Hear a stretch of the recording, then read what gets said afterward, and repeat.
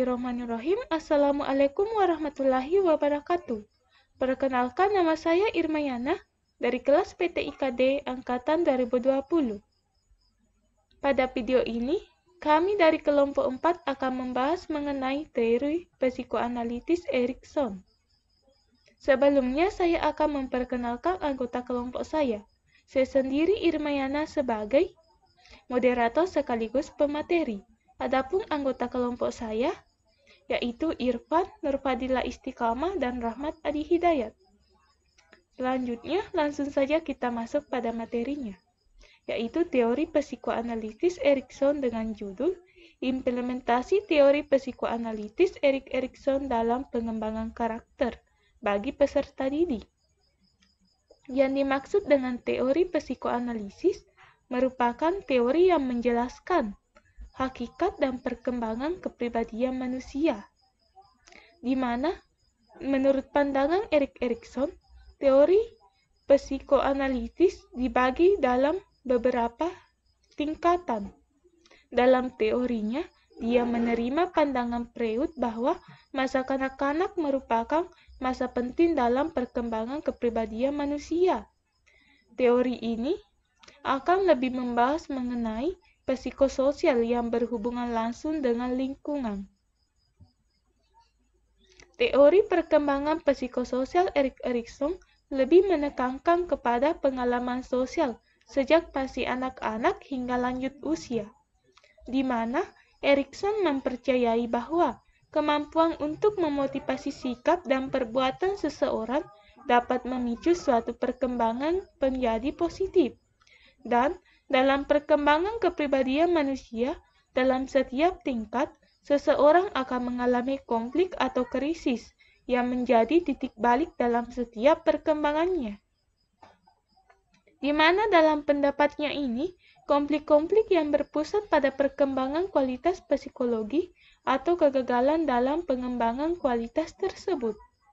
Adapun teori perkembangan kepribadian yang dikemukakan oleh Erik Erikson ini merupakan salah satu teori yang memiliki pengaruh kuat dalam psikologi, di mana perkembangan anak bukan hanya terkait dengan aspek kognitif. Banyak aspek yang terkait dengan perkembangan anak, di antaranya aspek sosial. Dalam teorinya menjelaskan bahwa aspek kehidupan sosial dan fungsi budaya dianggap sebagai hal yang sangat realistis, di mana teorinya ini banyak digunakan dalam menjelaskan kasus atau hasil penelitian yang terkait dengan tahap perkembangan, baik anak, dewasa, maupun lansia. Dan yang dimaksud dengan psikososial merupakan kajian yang menyatakan bahwa perkembangan individu terjadi selama hidupnya, yang dibentuk oleh pengaruh sosial di antaranya interaksi sosial. Dan yang dimaksud dengan psikologi sosial adalah ilmu yang mempelajari cara manusia dalam berpikir, saling mempengaruhi, dan berelasi antara satu dengan lainnya. Di mana psikososial ini akan mempelajari sikap-sikap dan keyakinan dalam kehidupan manusia.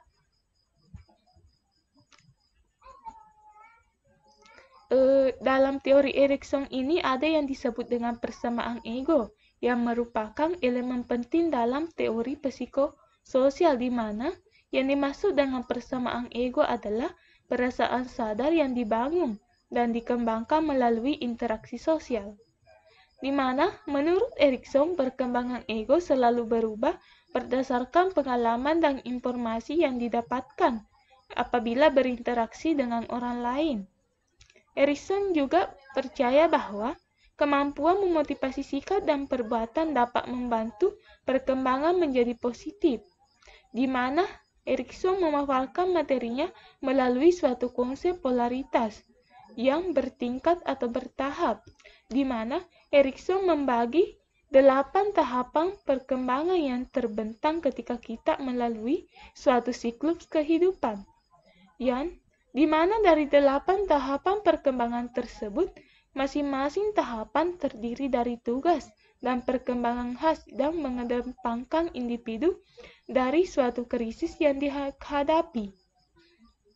Dalam tahapan perkembangan Erik Erikson ini, setiap tahapan akan ada ciri yang bisa membedakan antara satu dan lainnya. Itulah penjelasan dari saya. Selanjutnya akan dilanjut oleh teman saya. Terima kasih. Baik, saya akan melanjutkan materi dari teman kelompok saya. Terlebih dahulu, perkenalkan, nama saya Nurfadila Istiqamah dari kelompok 4. Adapun tahap perkembangan psikososial menurut Erik Erikson, pertama itu trust versus mistrust atau kepercayaan versus kecurigaan, di mana pada 0 sampai 1 tahun atau 1,5 tahun. Di mana ciri-cirinya itu, jika seorang ibu tidak dapat memberikan kepuasan kepada bayinya dan tidak dapat memberikan rasa hangat dan nyaman, maka bayi akan mengembangkan rasa tidak percaya dan tidak akan selalu curiga kepada orang lain. 2. Otonomi versus perasaan malu dan ragu-ragu 1-3 tahun, di mana ciri-cirinya itu, jikalau orang tua terlalu membatasi ruang gerak lingkungan dan kemandirian, sehingga anak akan mudah menyerah karena menganggap dirinya tak mampu atau tidak seharusnya bertindak sendirian. Anak dalam perkembangannya pun dapat menjadi pemalu dan ragu-ragu. 3. Inisiatif versus kesalahan 4-5 tahun, di mana ciri-cirinya itu, bila anak saat berada pada periode mengalami pola asuh yang salah yang menyebabkan anak selalu merasa bersalah, akan mengalami malignasi, yaitu akan sering berdiam diri untuk terhindar dari suatu kesalahan. 4. Kerajinan versus inferioritas usia 6-12 tahun, di mana ciri-cirinya itu, pada anak usia dini dituntut untuk dapat merasakan bagaimana rasanya berhasil. Melalui tuntutan tersebut, anak dapat mengembangkan sikap rajin. Jika anak tidak dapat meraih sukses karena mereka merasa tidak mampu, anak dapat mengembangkan sikap rendah diri.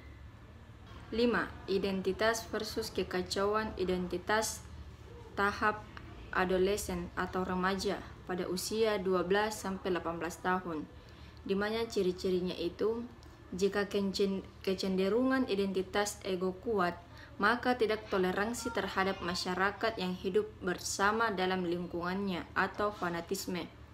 Jika kekacauan identitas kuat, peningkaran, yaitu orang yang mengingkari keanggotaannya di dunia orang dewasa atau masyarakat dan akan mencari identitas di tempat lain yang mampu menerimanya sebagai bagian dalam kelompoknya.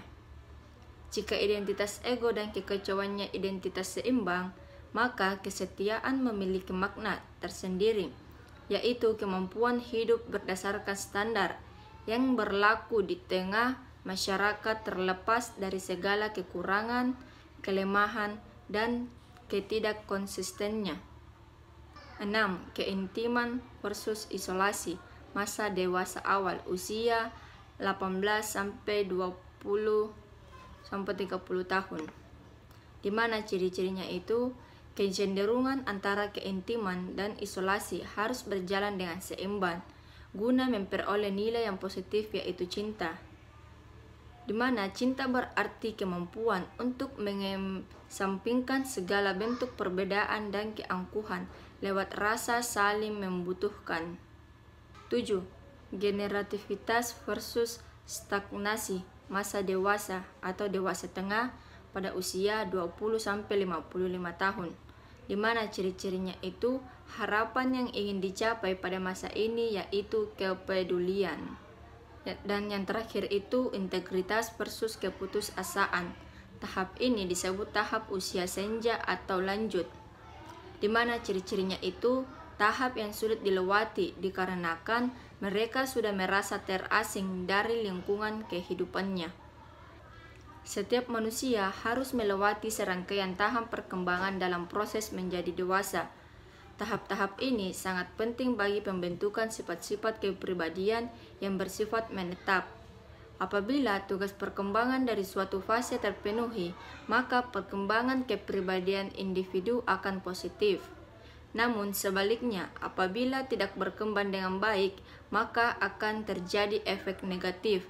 Dengan demikian, semakin jelas bahwa pembentukan kepribadian atau karakter seseorang dibentuk mulai usia dini, bahkan sejak lahir. Terima kasih, itu yang bisa saya sampaikan. Kurang dan lebihnya mohon dimaafkan. Saya tutup dengan ucapan wabillahi taufiq wal hidayah. Wassalamualaikum warahmatullahi wabarakatuh.